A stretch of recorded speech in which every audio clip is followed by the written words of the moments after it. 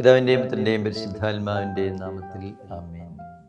ഈശോ മിശിഹായ്ക്ക് സ്തുതിയായിരിക്കട്ടെ. നത്താലെ 2025 ക്രിസ്മസ് വിചിന്തനങ്ങളിലേക്ക് ഏവർക്കും സ്വാഗതം. ഇത്തവണത്തെ വിചിന്തനം പരിശുദ്ധ മറിയത്തിൻ്റെ സ്തോത്രഗീതം അടിസ്ഥാനമാക്കിയുള്ളതാണ്. ലൂക്കായുടെ സുവിശേഷം 1-ാം അധ്യായം 45 മുതലുള്ള വാക്യങ്ങളെ അടിസ്ഥാനമാക്കി പരിശുദ്ധയായ മറിയം ഈശോയുടെ അമ്മയാകാൻ നിയോഗിക്കപ്പെട്ടവളെന്നറിഞ്ഞ നിമിഷം അവളുടെ ഉള്ളിലുണ്ടായ ഒരു പ്രേരണയാണ് ഇളയമ്മയായ എലിസബത്തിനെ സന്ദർശിക്കണമെന്നുള്ളത്. ഭക്തരും വിശുദ്ധരും പ്രഗത്ഭരുടെ അമ്മമാരാകാൻ ദൈവത്താൽ തിരഞ്ഞെടുക്കപ്പെട്ടവരുമായ ഗർഭിണികളായ ഈ സ്ത്രീകളുടെ കണ്ടുമുട്ടലിന്റെ സമയം. പരിശുദ്ധ മറിയം പറയുന്ന വാക്കുകളെല്ലാം ഇന്ന് വളരെ പ്രസിദ്ധമായ വിധത്തിൽ ഒരു പ്രാർത്ഥനയായി രൂപപ്പെട്ടിരിക്കുന്നു. മറിയത്തിന്റെ സ്തോത്രഗീതം എളിമയുടെയും പ്രത്യാശയുടെയും ശുശ്രൂഷയുടെയും വിശ്വാസത്തിൻ്റെയും ദൈവാശ്രയ ബോധത്തിൻ്റെയും വാക്കുകളായി അത് രൂപപ്പെട്ടിരിക്കുന്നു. അനേക കോടി ആളുകൾ ഈ വാക്കുകൾ ഉദ്ധരിച്ച് പ്രാർത്ഥിക്കുകയാണ്. എത്ര വലിയൊരു സന്ദേശമാണ് വളരെ സാധാരണക്കാരിയായ ഒരു യുവതി ദൈവത്തിൻ്റെ അമ്മയാകാൻ തിരഞ്ഞെടുക്കപ്പെട്ടവളെന്ന ആ മഹത്വപൂർണമായ അനുഭവത്തിൻ്റെ വെളിച്ചത്തിൽ ഉരുവിടുന്നത്.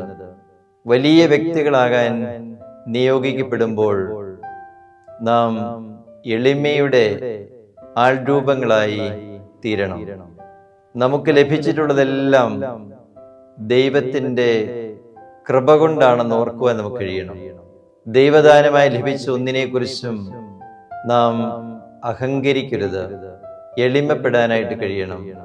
പരിശുദ്ധയായ മറിയത്തിൻ്റെ വിശുദ്ധമായ ഈ മനോഭാവം അമ്മേ ഇന്ന് നൂറ്റാണ്ടുകളേറെ കഴിഞ്ഞിട്ടും ദൈവജനത്തിൻ്റെ ഇടയിൽ പ്രിയപ്പെട്ടവളായി നിലനിർത്തുന്നു.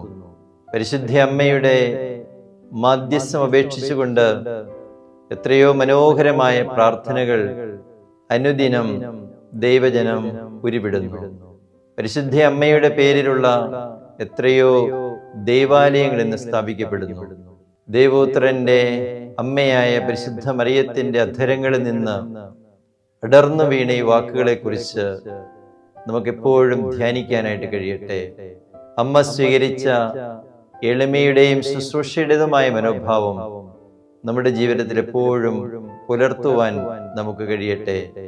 പരിശുദ്ധ കന്യകാമറിയത്തിന്റെ മാധ്യസ്ഥ സഹായത്താൽ അനേകം അനുഗ്രഹങ്ങൾ സംരംഭമാകുന്നതിന് വേണ്ടി ഈ ക്രിസ്മസ് കാലത്ത് നമുക്ക് പ്രാർത്ഥിക്കാം.